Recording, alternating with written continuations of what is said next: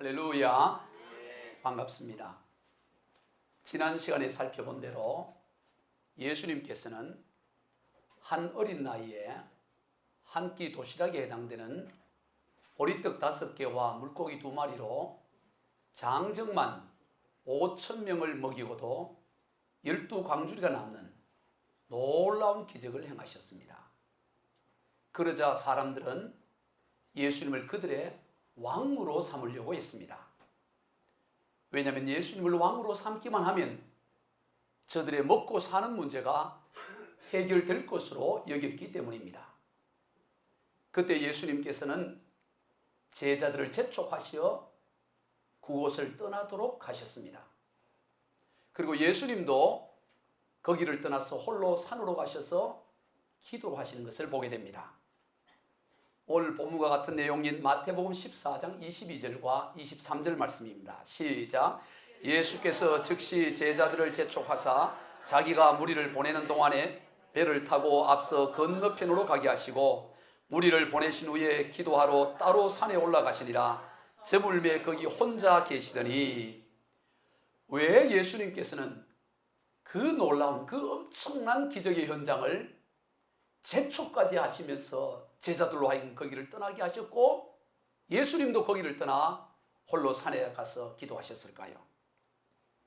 오병이어의 기적을 경험한 우리들뿐만 아니라 제자들도 큰 감동을 넘어 충격과 흥분 상태였습니다.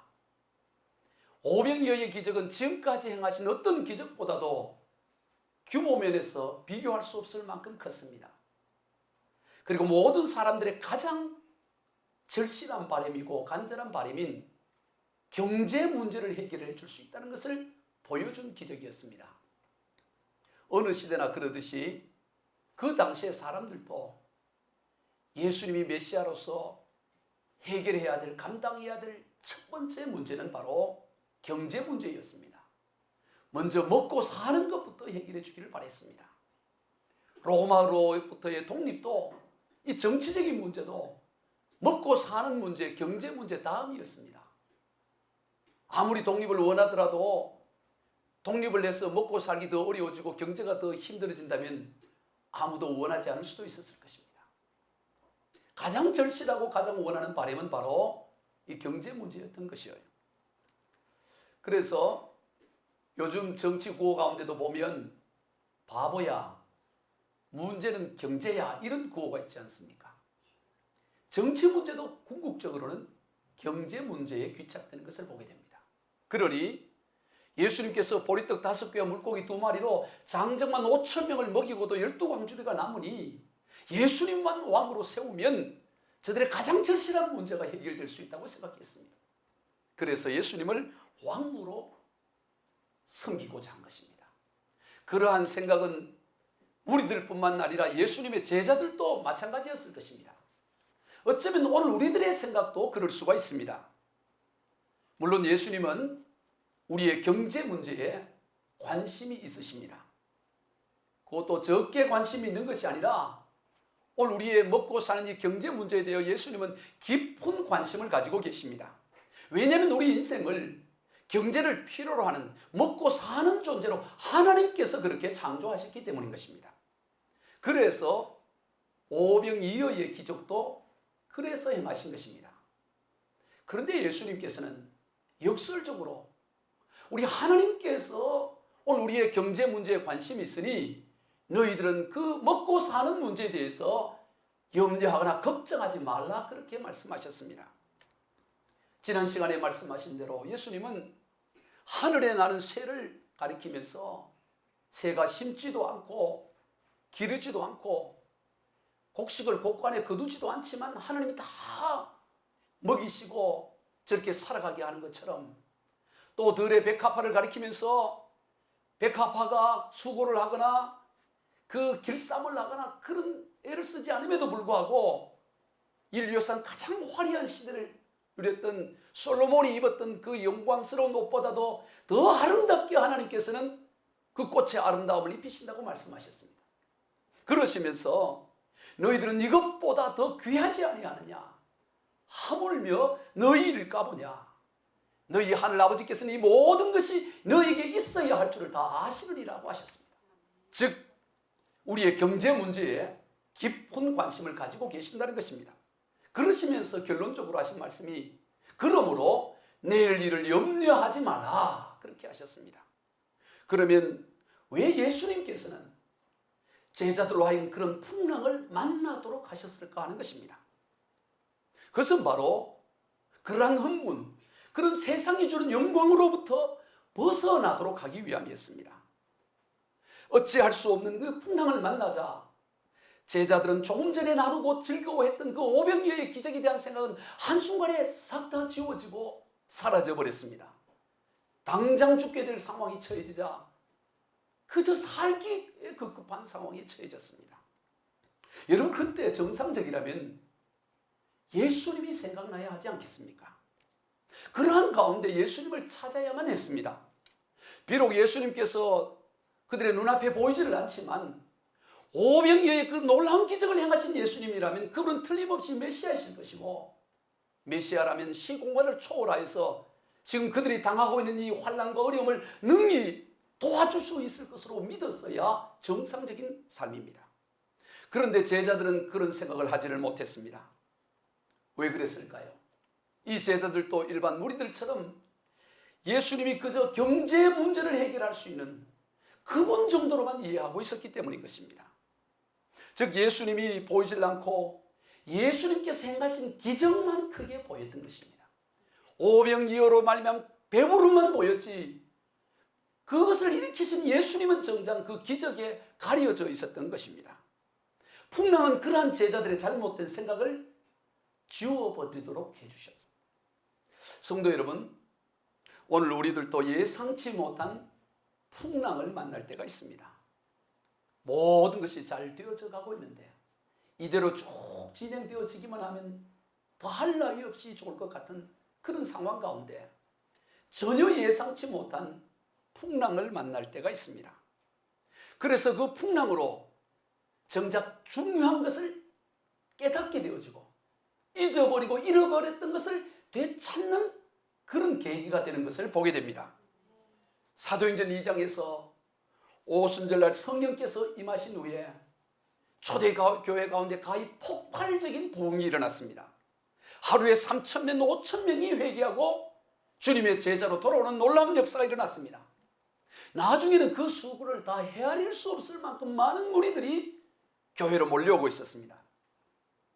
그러니 교회 지도자들인 사도들이 얼마나 바빴겠습니까? 더군다나 유대교 지도자들은 이 사도들을 핍박하고 반백하고 옥에 가두기도 하고 채찍질을 하기도 했습니다. 그러는 가운데 이 사도들을 통해 더 놀라운 기적과 기사가 나타났습니다. 베드로 사도가 지나가면 그 그림자라도 덮이기를 바라고 있었을 때 그 그림자가 덮였을 때 병든 자가 낫는 더 강력한 역사들이 일어났습니다. 그리고 점점 더 많은 사람들이 몰려옵니다. 이대로 그저 쭉 진행되면 좋을 것 같습니다. 그런데 그때 풍랑이 일어납니다. 초대교회가 쪼개어질 만한 풍랑이었습니다. 외부적인 어떤 박해로도 일어나지 않았던 그런 풍랑이 내적인 분열과 갈등으로 말미암아 교회 자체가 쪼개어질 그런 위기에 처해진 것입니다. 큰 풍랑입니다. 사도행전 6장 1절을 같이 읽어봅니다. 시작. 그때 제자가 더 많아졌는데 헬라파 유대인들이 자기의 과부들이 매일의 구제에 빠짐으로 히브리파 사람을 원망하니. 헬라파 유대인, 히브리파 유대인 하면서 교회 안에서 이 구제 문제로 교회가 쪼개어지고 나누어질 그런 위기를 만난 것입니다. 큰 풍랑입니다. 구제로 말미암은, 구제의 분배로 말미암은 풍랑이었습니다. 전혀 예상치 못한 풍랑입니다. 그때 사도들은 그 풍랑이 왜 일어났는지 그 원인, 그것을 정확히 파악을 합니다. 그것은 바로 사도들이 구제를 하느라고 수없이 밀려오는 사람들의 그들을 어떻게 할까 하면서 그 구제를 하고 이런저런 일을 하다가 보니까 정작 가장 중요한 기도하는 일과 말씀에 전념하는 일을 놓쳐버리고 있었던 것입니다. 그러다 보니까 일에 매이다 보니까 그저 인간적인 모습이 나타나기 시작합니다. 그저 친한 사람들에게 좀 더 나누어지고 덜 친한 사람에게 덜 나누어주는, 만약 하나님의 말씀과 기도로 충만하여 성령 충만하였다면 생각할 수 없는 그런 일들이, 사도들이 말씀과 기도가 소홀해지니까, 일하느라고 바빠서 소홀해지니까 교회 안에 이 인간적인 냄새가 나기 시작했고, 이것이 결국 초대교회 분열이라는 그런 위기에 봉착하게 된 것입니다. 이 풍랑은 바로 사도들로 하여금 사도들이 무엇을 해야 될지, 그 본질적인 사명이 무엇인지를 깨닫게 했고, 그래서 사도들은 그 분배하고 구제하는 이 일을 성령과 말씀과 은혜가 충만한 7 집사들에게 다 맡기고, 오직 사도들은 기도와 말씀 전하는 일에 전념합니다. 이 풍랑을 통해서 정말로 무엇이 중요한지를 깨닫게 되고, 그리고 거기에 집중했을 때 초대교회는 그 위기를 넘어서, 풍랑을 넘어서 더욱더 놀라운 부흥으로 나가는 것을 보게 됩니다. 사도행전 6장 7절입니다. 시작. 하나님의 말씀이 점점 왕성하여 예루살렘에 있는 제자의 수가 더 심히 많아지고 허다한 제사장의 무리도 이 도에 복종하리라. 풍랑으로 인해 그동안 놓쳐버렸던 것을 깨닫게 되고, 그러자 더욱더 초대교회는 든든히 세워져 갔던 것입니다.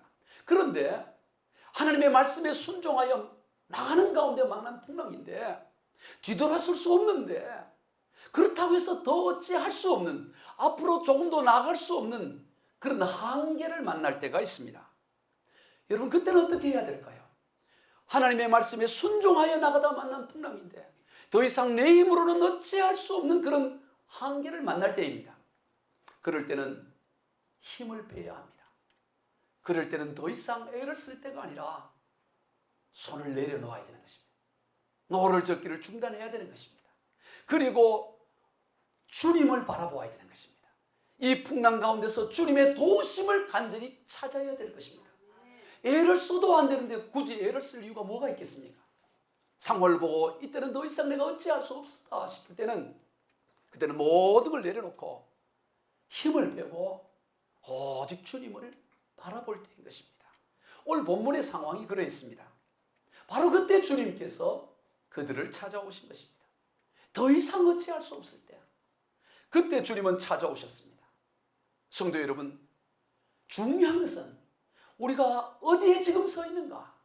주님 말씀 위에, 말씀의 도상 위에, 말씀의 선상 위에 있는가? 그렇지 않는가가 중요한 것입니다. 만약 하나님 말씀 위에 서 있음에도 불구하고 풍랑이 일어나고 그 풍랑을 내가 어찌할 수 없는 상황이 되어진다면, 그때는 모든 힘을 빼고 오직 주님만을 바라보면 그때 주님께서는 우리를 찾아오시는 것입니다. 오늘 본문과 같은 내용인 마가복음 6장에서 예수님께서는 제자들이 큰 풍랑으로 어찌할 수 없는 그 모습을 보고 계셨다라고 기록하고 있습니다. 그것을 다 보고 계신 것입니다. 그리고 밤 4경쯤에 그들에게 찾아오신 거예요. 마가복음 6장 47절로 48절입니다. 시작. 저물매 배는 바다 가운데 있고 예수께서는 홀로 무태 계시다가 바람이 거스름으로 제자들이 힘겹게 놓아졌는 것을 보시고 밤 4경쯤에 바다 위로 걸어서 그들에게 오사. 성도 여러분, 우리 주님은 우리를 보고 계십니다. 비록 우리 눈에 주님이 보이지 않을지라도, 지금 캄캄한 밤 4경 어두운 시간이라 할지라도, 바다 한복판이라 할지라도, 지척이 구분되지 않을지라도 우리 주님께서는 그것을 다 지켜보고 계시는 것입니다. 그러므로 오늘 우리도 믿음의 눈을 열어서 우리를 주목하고 계시는 주님을 우리도 주목하기만 하면 넉넉히 감당할 수가 있는 것입니다. 그러면 이기지 못할 풍랑이 없고 감당하지 못할 시험이 없는 것입니다. 사도행전 7장에서 초대교회 첫 번째 순교자인 스데반 집사님이 그러했습니다.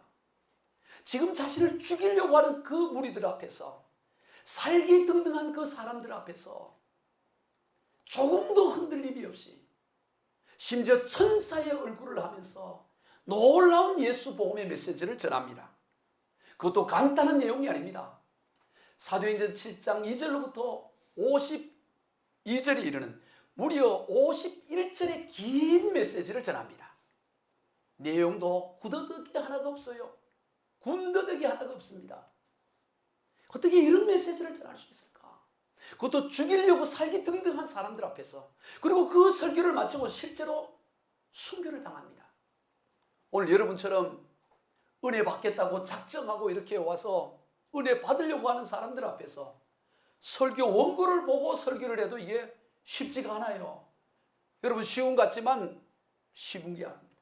그런데 죽이려고 살기등등하고 독이 가득해 있는 사람들 앞에서, 그리고 실제로 메시지가 끝나면 돌에 맞아 죽어요. 그런데 어떻게 그들이 그 놀라운 메시지를 전하고 천사의 얼굴을 하며 그렇게 말씀을 전할 수 있었을까요?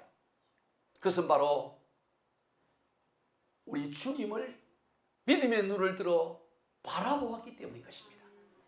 사도행전 7장 55절과 56절입니다. 시작. 스데반이 성령 충만하여 하늘을 우러러 주목하여 하나님의 영광과 및 예수께서 하나님 우편에 서신 것을 보고 말하되, 보라, 하늘이 열리고 인자가 하나님 우편에 서신 것을 보노라 한데, 보고 보노라. 여러분, 우리 하나님이 우리를 주목하고 계신 것을 믿음의 눈을 열어 보게 되면 어떠한 것도 우리가 감당하지 못할 시험이 없고 이겨가지 못할 풍랑이 없는 것입니다. 그런데 오늘 본문에서 제자들은 그들을 찾아오시는 주님을 정작 두려워하는 것을 보게 됩니다. 같은 본문인 마태복음 14장과 마가복음 6장에서는 예수님께서 그들에게 걸어서 가까이 다가오자 그들은 더 놀라서 유령이 아닌가, 귀신인가 아닌가 하면서 더 소리 지르면서 놀라했어요. 풍랑보다 더 무서워했습니다. 마가복음 14장 26절입니다. 시작. 제자들이 그가 바다 위로 걸어오심을 보고 놀라 유령이라 하며 무서워하여 소리를 지르거늘. 아니, 주님이 그들을 도와주시기 위해서 걸어오고 계시는데 무서워해서 더 소리까지 지르는 거예요. 귀신이라. 이제 우리를 죽을 상황이 되니까 우리를 데려가려고 저승사자가 온 것이다. 그래 아마 생각하고 소리를 지르며 두려워하는 것을 보게 됩니다. 왜 그렇게 반응을 했을까요? 예수님께서 그렇게 오실 줄 생각하지 못했기 때문입니다. 그들의 눈이 갇혀 있었기 때문인 것입니다. 믿음의 눈이 열려 주님을 바라보지 않았기 때문인 것입니다. 그때 시간이 마태복음과 마가복음에서는 밤 4경쯤이라고 말합니다. 밤 4경이라는 것은 오늘 우리 시간으로 새벽 3시에서 6시 사이입니다. 그리고 10여리쯤 갔다고 했으니까 약 4에서 5km를 간 것입니다. 갈릴리 바다는 폭이 평균 약 10km 정도 됩니다. 그러니 캄캄한 밤에 4에서 5km라는 것은 그 갈릴리 바다 한 복판인 것입니다. 도무지 주님이 오실 것 같지 않고 도무지 누구도 도와줄 수 없는 절체절명의 순간이라고 그들은 여겼기 때문에 주님이 그들에게 다가왔을 때 주님인 줄 전혀 생각조차 하지 못했던 것입니다. 아무도 예상치 못한 예수님의 등장이었습니다. 그래서 예수님이 등장하자 유령이 나타났다고 하면서 소리까지 지르고 두려워합니다. 그러나 그들을 향해 주님께서 내니 두려워하지 말라라고 하셨습니다. 그러한 주님의 음성을 듣고 아유, 주님이 이제 오셨군요. 할렐루야, 이제 우리는 살았습니다. 그렇게 반응을 해야 할 텐데 주님께서 내니 두려워하지 말라 주님의 음성으로 그렇게 말씀하셨음에도 불구하고 저들은 두려워하지 않는 것이 아니라 여전히 두려워했습니다. 마태복음 14장에서는 베드로가 그 예수님을 향해서 만약 정말로 주님이시라면 나를 명해서 나로 물리를 걸어 주님께로 오게 하라고 명하여 보십시오라고 했습니다. 그래서 예수님께서 오너라고 하지요. 베드로가 물리를 걸어서 예수님께로 가다가 자기 발밑에 그 심한 물결을 보고 두려워서 빠져들어갔을 때 예수님이 그를 건져 올리십니다. 그러면서 믿음이 적은 사람아 왜 의심하느냐라고 했습니다. 우리는 이 본문을 많이 오해합니다. 믿음이 적은 사람아 왜 의심하느냐, 왜 의심하느냐 이 말씀의 뜻이 왜 의심해서 물에 빠졌느냐 그렇게 우리가 해석하기 쉽습니다. 물론 그런 의미도 내포가 될 수 있겠지요. 그런데 더 본문을 깊이 묵상해 보면 예수님께서 왜 의심하느냐 이 말씀은 왜 내니 두려워하지 말라고 하는 이 말을 네가 의심하고 굳이 물리를 걸어 오려고 했느냐라는 이런 의미가 더 내포되어 있는 것입니다. 베드로가 물리를 걸어야 할 이유가 없어요. 무슨 수상스키 선수가 되는 것도 아니고 왜 베드로가 물리를 왜 걸어가야 합니까? 예수님인 줄 믿지 못했기 때문에 정말 예수님이란 진짜 예수님이라면 한번 시험을 해보겠다는 그런 불신앙으로 말미암아 한 행동이었습니다. 오늘 우리의 인생 가운데도 예상치 못한 풍랑을 만났을 때 주님은 우리에게 찾아오셔서 내니 두려워하지 말라 그렇게 말씀합니다. 설교 말씀을 통해서 누군가의 권면을 통해서 상담을 통해서 언제나 주님이 하신 말씀은 성경 말씀을 통해서 하신 말씀은 내니 두려워하지 말라. 이런저런 두려움가 올 때 내니 두려워하지 말라고 합니다. 그러나 그 말씀이 온전히 믿어지지 않으니까 뭔가 증거를 보여주십시오. 그렇게 하는 것입니다. 인간에게 내재된 가장 근원적인 감정은 두려움입니다. 창세기 3장에서 첫사람인 아담과 하와가 하나님께서 금하신 것을 범하고 났을 때 저들은 두려움이 생겨났습니다. 그래서 동산나무 뒤에 숨습니다. 하나님께서 아담아 내가 어디 있느냐고 물으실 때 아담은 대답하기를 두려워하여 숨었나이다라고 했습니다. 그 후 누구를 막론하고 이런저런 것들을 두려워하며 숨는 인생이 되었습니다. 다 인생들이 숨습니다. 두려워서 동산나무에 숨었던 아담과 하와처럼 돈이라는 나무에 숨기도 하고 권력이라는 나무 뒤에 숨고자 하기도 하며 종교라는 나무 뒤에 숨고자 하기도 하고 인맥이라는 이런저런 여러 가지 것들 뒤에 인생은 두려워서 그 두려움을 피하고자 숨고자 하는 것입니다. 그러나 그 어떤 것도 우리를 그 두려움에서 벗어나게 할 수가 없습니다. 오직 하나님만이 우리를 두려움에서 온전히 벗어나게 하실 수 있는 것입니다. 그래서 온갖 풍랑을 만났던 다윗만큼 풍랑을 만난 사람이 드뭅니다. 풍랑이란 풍랑을 다 만났고 말할 수 없는 위기를 경험했지만 다윗은 하나님을 언제나 하나님을 자기의 방패와 산성과 도움으로 삼았습니다. 시편 18편 2절 시작. 여호와는 나의 반석이시오 나의 요새시오 나를 건지시는 이시오 나의 하나님이시오 내가 그 안에 피할 나의 바위시오 나의 방패시오 나의 구원의 뿌리시오 나의 산성이시로다. 다윗은 어떤 풍랑과 위기 가운데서도 하나님을 피할 바위와 방패와 산성으로 삼았어요. 그랬더니 두려울 게 없었습니다. 세상의 어떤 것도 그에게 두려움을 가져다 줄 수 없었습니다. 그래서 시편 27편 3절입니다. 시작.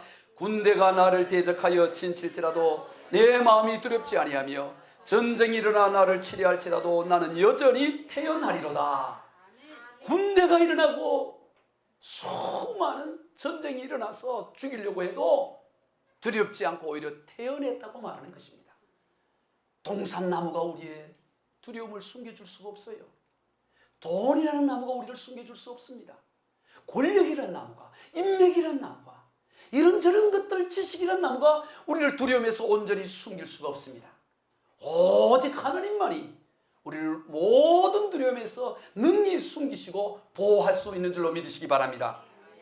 말씀을 정리합니다. 주님은 언제나 우리와 함께 하십니다. 그렇다고 해서 우리의 인생 가운데 풍랑을 만나지 않게 된다는 것이 아닙니다. 그러나 중요한 것은 그 불길 속에, 그 물길 속에 우리 주님도 함께 하신다는 사실입니다. 그래서 이사야 43장 2절에서 시작. 내가 물 가운데로 지날 때 내가 너와 함께 할 것이라. 물 가운데 지날 때, 불 가운데 지날 때가 있습니다. 그러나 그때도 주님은 함께 하시겠다고 말씀하시는 것입니다. 주님은 언제나 우리의 이런저런 필요를 채워주십니다. 그러므로 역설적으로 우리는 필요에 매여 있어서는 안 되는 것입니다. 어떤 좋은 것도 매이는 순간 그것은 복이 독으로 변해져 버립니다. 필요를 채워주시는 주님만을 바라보아야 합니다. 인생 가운데 일어나는 이런저런 풍랑을 통해 우리는 오직 주님만을 바라보게 됩니다. 그러기만 하면 넉넉히 감당할 수가 있습니다. 우리는 늘 주님과 눈이 마주쳐서 살아야 합니다. 아이 컨택이 일어나야 합니다. 그럴 때 우리는 어떤 두려움도 넉넉히 이기고 어떤 풍랑도 넉넉히 이겨 승리하는 삶이 될 것입니다. 우리 모두 그러한 인생들이 다 되시길 주 예수 그리스도의 이름으로 축원드립니다.